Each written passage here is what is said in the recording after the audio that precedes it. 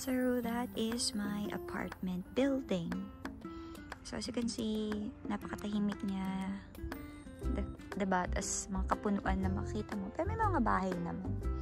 Kapitbahay ka naman. Yan. So, hey guys, let's get inside my apartment. Okay? Welcome to my apartment. So, ito yung genkan or yung entrance. Sorry, medyo hindi ko pa nalilinis. Dito mo ilalagay yung shoes mo. Okay? Kasi bawal ka maglagay action ng shoes. So, that is my indoor sleepers. So, yeah. These are my indoor sleepers. Pero tingnan mo, nagpasok ng chinelas. Alright, so pagpasok mo, this is my kitchen. Yeah. Alright.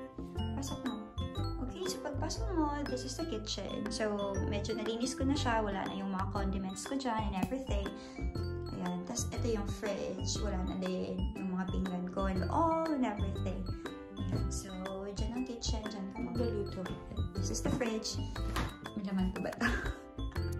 Ano laman? Okay. Tapos, yan yung washing machine. Yan. Dyan ka maglalaba. So, all in all, that is my place with the washing machine, the fridge, the kitchen. Yun, lulutuan. Okay? So, and then after that, dito naman yung palaliguan.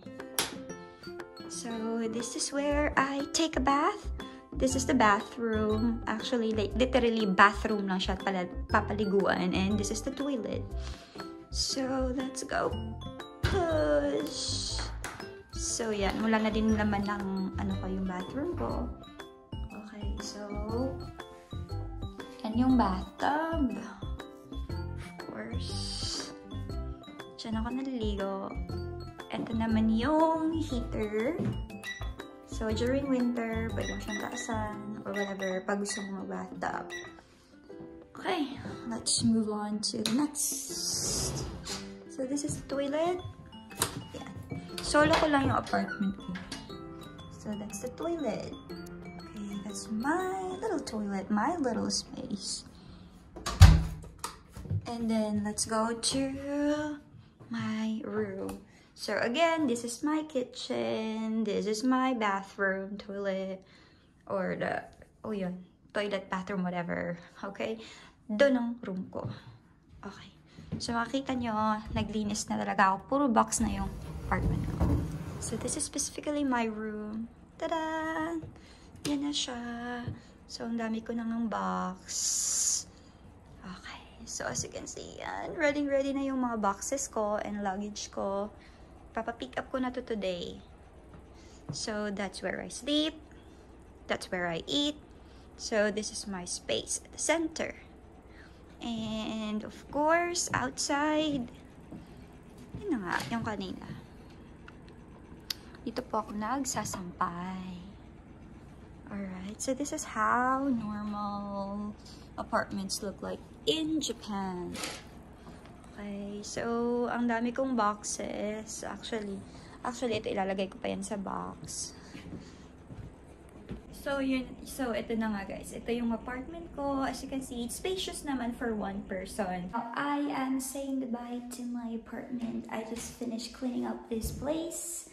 And, yeah, that's all. Right, so, nakuha na yung gamit ko.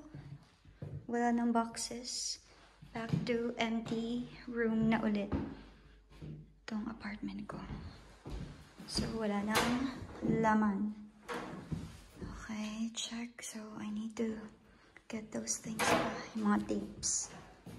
Tapos, ito na yung last ko. Hindi nasama. But anyway, guitar. And, parang hanger lang naman yan. Okay. So, yun na lang natira. Anyways, tatapon ko na lang din yung iba. Okay, I'm done with my apartment. Sayonara. Arigato ne, Ninen. Thank you for 2 years. And so for 2 years, this has been my home. And I am now saying goodbye to this place. It's empty. Saying goodbye to my apartment for 2 years. So So I am going to move to a new apartment and everything is clean, I think. It's back to its normal, empty look. Bye-bye, sayonara. Thank you for 2 years.